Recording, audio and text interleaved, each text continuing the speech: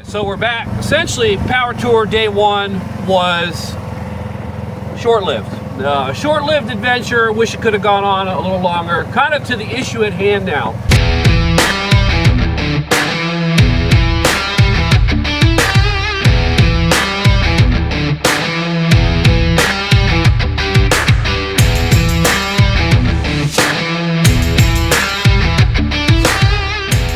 Alright guys, welcome to the Hot Rod Power Tour 2025, Day 1. It is not clickbait for the thumbnail. We have some bad news for this entire event that essentially is going to ruin the entire event. But hey, things happen, right? But on a good note, the T-Bucket's ready to go. It's the one thing that's ready for our event here. So I did get our oil leak fixed here. We had a few other little issues with the exhaust I had to rectify, build some stuff.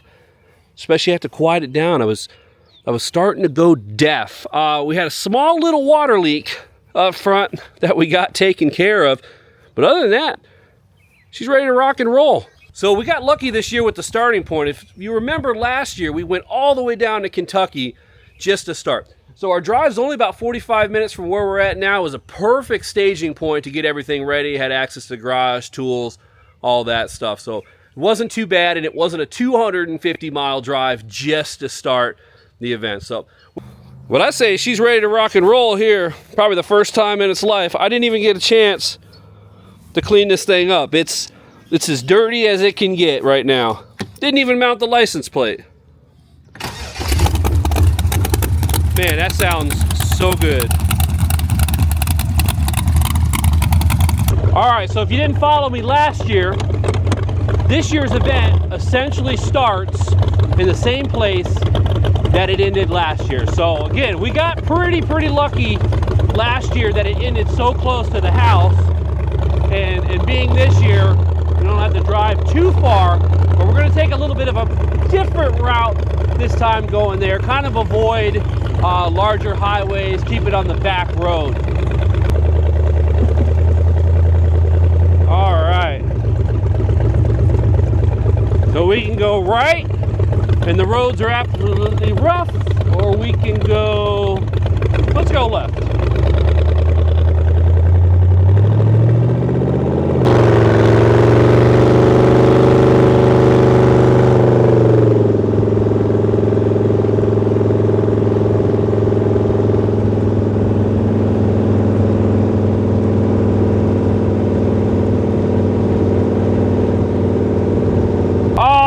So we finally made it to the racetrack Speedway, and Hot Rod Power Tour staff at its best here.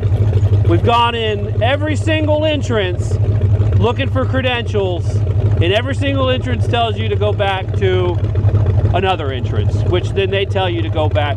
So it's like a revolving door of absolute nonsense. We got about an hour left before they close.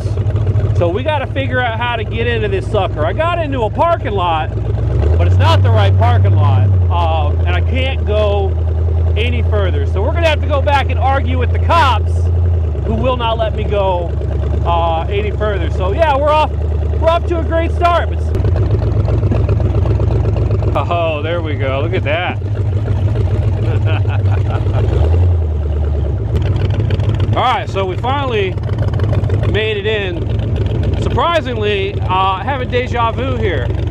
We were here 12 months ago, but a lot more cars now. Last time when we showed up, the event was just finishing. So right now it looks like it's just getting started, but oh, look who I found in this sea of nonsense. Man, this guy looks like he got much older. What's up, dude? Oh man, look who else I found. It's only been a year, and you got a cane.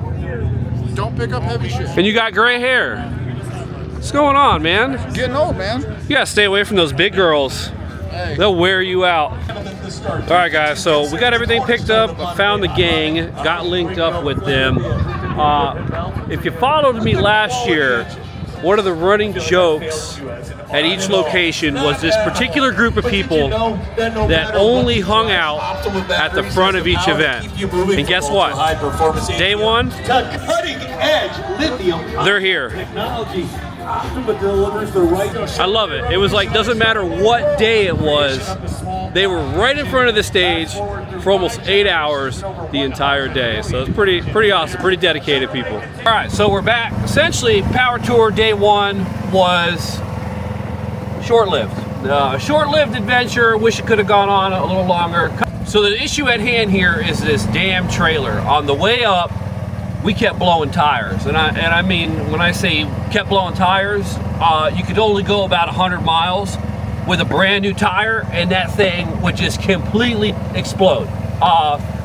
So essentially, I went through about $700 worth of tires within probably a period of I don't know, 3 hours, 4 hours on the side of the road. It was like you put a new one on, it would just get completely eaten up, and then we were back to it. So I made it about 500 miles outside of Florida before the fiasco just, you know, snowballed from there. So between camping out in a few Tractor Supply parking lots until they actually opened that morning, it was actually a pretty wild trip. But what stemmed from it, well, actually, I guess what I could say was what started it was a gator off the back of a semi-truck is kind of what I'm starting to wrap my head around. Is that flew off the back of a semi-truck in a construction zone. The trailer hit it. As soon as the trailer hit it, I heard an absolute explosion. So that was the first tire, and then just from there it was actually pretty bad. So what I'm thinking was hitting that gator actually bent or tweaked the suspension system. I don't know, or maybe it just was the last leg before it actually, all the bushings and everything actually just completely gave out. It was due to be serviced, but not to a point where we could drive 30 miles, 30 minutes, whatever, and then you can start having tires just exploding all over the place and hitting the cars next to you. Yeah, so that was the last tire. Hit the car, exploded, hit the car next to me. So wasn't a start to a good trip. So I'm heading over to the trailer right now. I'll show you what we got going on. Tire after tire, about $700 worth of tires popped on this sucker here. 2 over here, 2 over there, and then as soon as you change these, not even 30 minutes into your trip, blew again. Check this out. These only have about 100 miles on them. By the time I finally got parked, you can see that inside tread is completely gone. Almost. Same thing. Actually, that was a brand new one there again that I just put on. And this is the only spare that was saving me. Look at that. Look at that. So, yeah, it was a pretty wild trip there. But after getting parked and whatnot, essentially the trailer took priority here. And I found that when we got the tires off, the entire shackle system in here, suspension system, you could just literally pull on the axles and they would just, I mean, they were shifting. So essentially, it was shot.